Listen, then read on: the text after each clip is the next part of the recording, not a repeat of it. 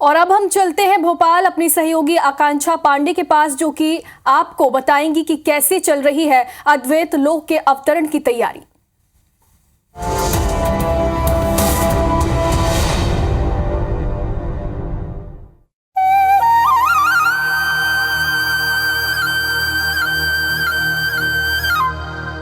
सितंबर 2023 ये वो दिन होगा जब सबका इंतजार खत्म होगा।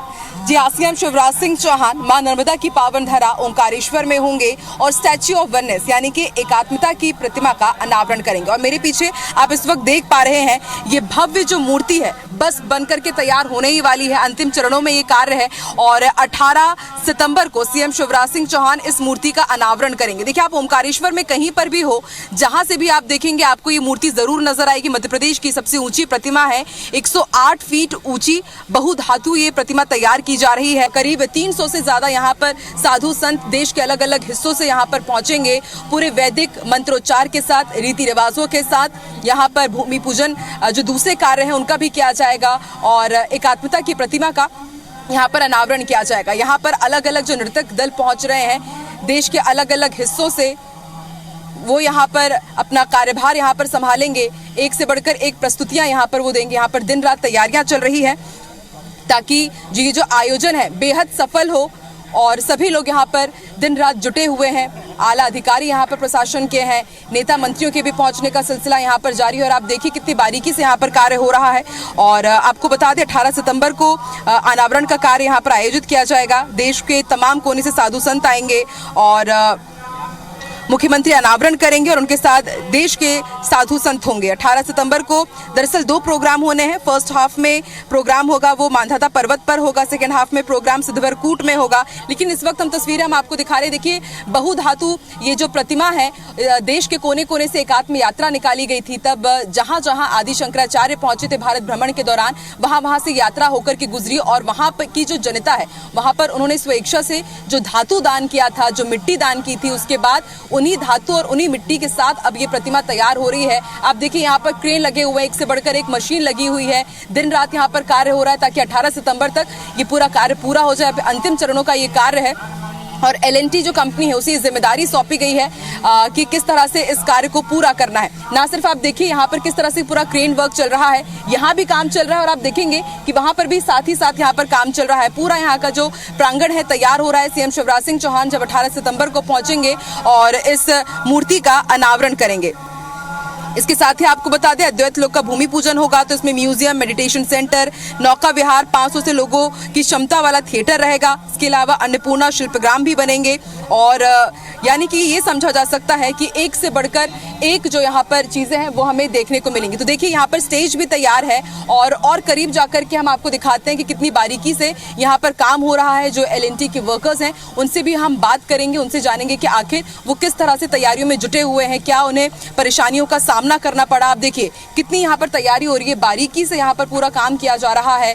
यहाँ पर कितने सारे पैनल्स लगाए गए हैं, एक एक पैनल को असेंबल किया जा रहा है और आप भी समझ सकते हैं कि 108 फीट ऊंची मूर्ति का जब निर्माण करना हो, उसका अनावरण होना हो, तो कितनी तैयारियों को करना पड़ता है, कितना मुश्किल ये कार्य रहा होगा। तो हम खुद ही यहाँ पर जो लोग मौजूद हैं उनसे बात करेंगे, उनसे जानेंगे कि कैसे वो दिन रात जुटे हुए हैं सीएम शिवराज सिंह चौहान के इस सपने को साकार करने के लिए। जब ये भव्य मूर्ति हमारे सामने होगी, जब सीएम शिवराज सिंह चौहान इस मूर्ति का अनावरण करेंगे। देखिए, बहुधातु ये मूर्ति है, अलग अलग देश के हिस्सों से धातु यहाँ पर समर्पित किए गए थे और उससे ये तैयार हो रही है। 108 फीट ऊंची ये मूर्ति है और 100 टन वजनी है और एक एक करके पूरे इसके पैनल्स को असेंबल किया जा रहा है। वर्कर्स दिन रात यहाँ पर जुटे हुए हैं, तैयारियां चल रही हैं। लेकिन बस यही तैयारी नहीं, यहाँ पर आप मूर्ति का निर्माण होता हुआ तो देख ही रही है रचना, लेकिन इसके साथ ही यहाँ पर मैं बता दूं कि पूरा माहौल पूरी तरह से वैदिक मंत्रोच्चार से गुंजायमान है। यहाँ पर दूर दूर से साधु संत पहुंच रहे हैं, संतों का यहाँ पर समागम हो रहा है। इस वक्त आप जो ये पंडाल देख पा रहे हैं, यहाँ पर 4 वेदों का पाठ किया जा रहा है और देखिए कितनी बड़ी संख्या में देश के हिस्से से, देश के अलग अलग कोने से यहाँ पर साधु संत आए हुए हैं, समागम में शामिल हो रहे हैं और 4 वेदों का यहाँ पर पाठ किया किया जा रहा है। पूरे वैदिक रीति रिवाजों के साथ पूजन होगा, हवन पूजन होगा, 21 कुंडीय महायज्ञ भी हो रहा है, उसकी भी तस्वीरें हम आपके साथ जरूर साझा करेंगे। लेकिन इस वक्त आप देखिए, बेहद सुंदर, बेहद अलौकिक यहाँ पर ये जो मनोरम दृश्य हमें देखने को मिल रहा है। सिर्फ वैदिक मंत्रोपचार आपको यहाँ पर नजर आएंगे। यहाँ पर यजमान बैठे हुए हैं, आप देखिए खास तौर पर यहाँ पर जितेंद्र जामदार पहुंचे हुए हैं जबलपुर से, वो यहाँ पर विशेष पूजा अर्चना कर रहे हैं। और यहाँ पर देखिए देश के अलग अलग हिस्सों से जो संत पहुंचे हुए हैं, आदरणीय सम्मानित संतगण यहाँ पर पहुंचे हुए हैं, वो लोग यहाँ पर पूरे वैदिक रीति रिवाजों से यहाँ पर अनुष्ठान कर रहे हैं। सीएम शिवराज सिंह चौहान भी यहाँ पर पहुंचेंगे, अलग अलग मंत्री भी पहुंच रहे हैं, विधायक भी यहाँ पर पहुंच रहे हैं, निर्माण कार्यों का लगातार जायजा भी ले रहे हैं। और अब रचना मैं आपको वो तस्वीरें दिखाती हूँ जहाँ पर सीएम शिवराज सिंह चौहान जिस कार्यक्रम में सम्मिलित होने के लिए आ रहे हैं। यहाँ पर आप देखिए पूजा अर्चना तो यहाँ पर चल ही रही है। एक पंडाल यहाँ पर बनाया गया है, यहाँ पर 4 वेदों का पाठ चल रहा है। देश के अलग अलग हिस्सों से जो संत आए हैं वो यहाँ पर इसका पाठ कर रहे हैं। ठीक इसके पीछे जो आप देख पा रहे हैं एक और यहाँ पर पंडाल बना हुआ है। यहाँ पर मैं आपको बता दूं कि 21 कुंडीय महायज्ञ यहाँ पर किया जा रहा है। यहीं पर सीएम शिवराज सिंह चौहान शामिल हो और इस वक्त हमारे साथ समिति के सदस्य भी मौजूद हैं। वो बारीकी से हमें ये बताएंगे कि आखिर ये किस तरह से ये जो सपना देखा है सीएम शिवराज सिंह चौहान ने वो साकार हो रहा है। सर, सीएम शिवराज सिंह चौहान यहाँ पर आएंगे और दोनों ही पंडालों में मैं देख रही हूँ कि वैदिक मंत्रोपचार हो रहे हैं, तो किस तरह की आयोजन है?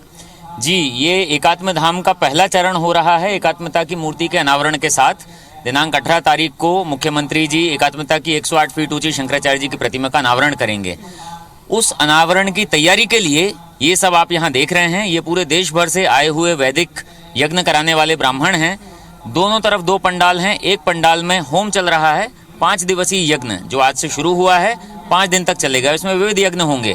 आज गणेश यज्ञ है, पुण्याह वाचन है, इसके बाद अन्य भी शंकराचार्य जी ने जिन जिन स्तोत्रों पे देवी देवताओं पे लिखे उनके यहाँ पे होम होंगे, यज्ञ होंगे, 5 दिन तक लगातार चलेंगे।